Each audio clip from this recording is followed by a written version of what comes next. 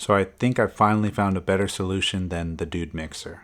A few friends on the channel have mentioned this mixer before, and I remember seeing it a while back when I was doing some research into kind of small mixers and compact mixers, and I finally decided to pull the trigger on it. And honestly, it's not half bad, so let's check it out.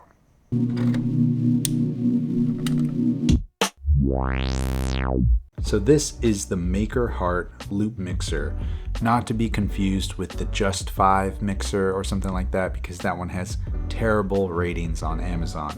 This thing comes in at $73.99, not $70, not $75, $73.99.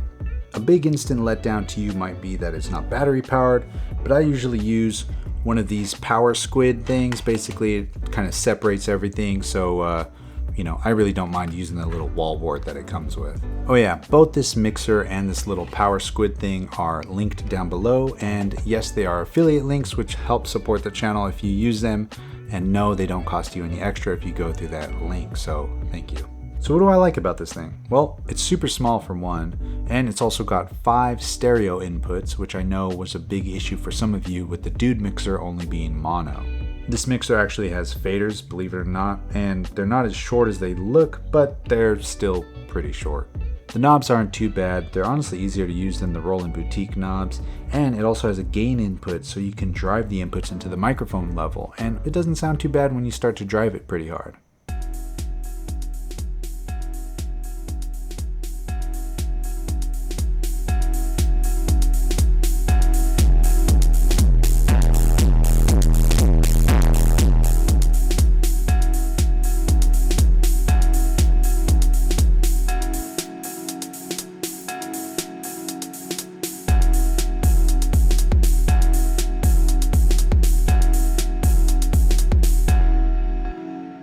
And in terms of outputs, it has 3 independent volumed outputs. Is that a word? Volumed? Basically, a record output, which is just a max level all the time, a headphone output, which is controlled by the knob called phone, not to be confused with your phone, and a master fader, which controls the volume of the output jack on the back.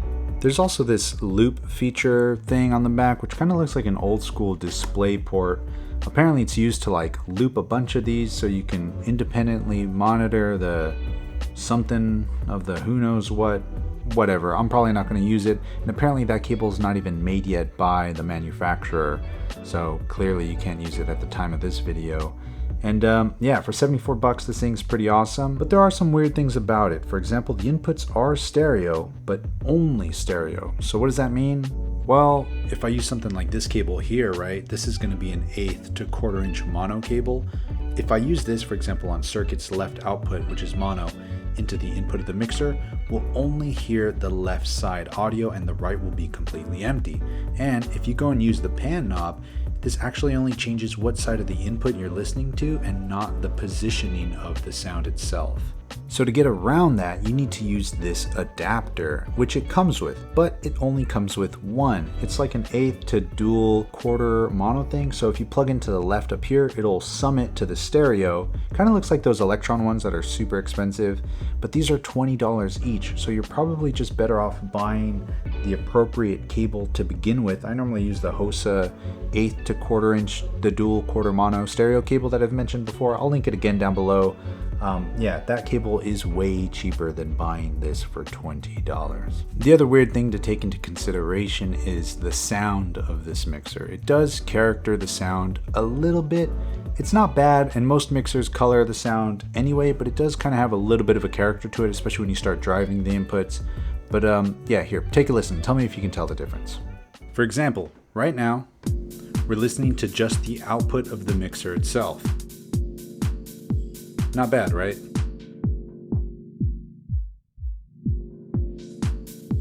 But let's switch it up a bit.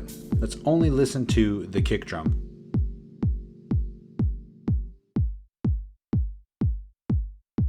Now let's listen to just the kick drum out of Circuit's headphones.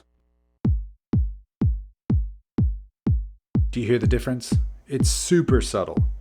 Now let's try just the headphone output of here.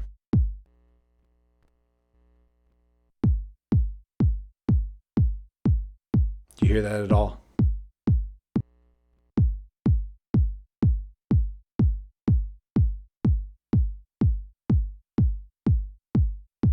It sounds like it changes it ever so slightly, but I'm not sure if you'll be able to hear it outside of YouTube's compression and whatnot. So at the end of the day, I definitely consider picking this up if you're in the market for a small mixer. I'll probably end up using this in my live set if I don't use the Octatrack, or if I need to sum up a couple signals into one before it goes into something else. Super small, really light, really thin.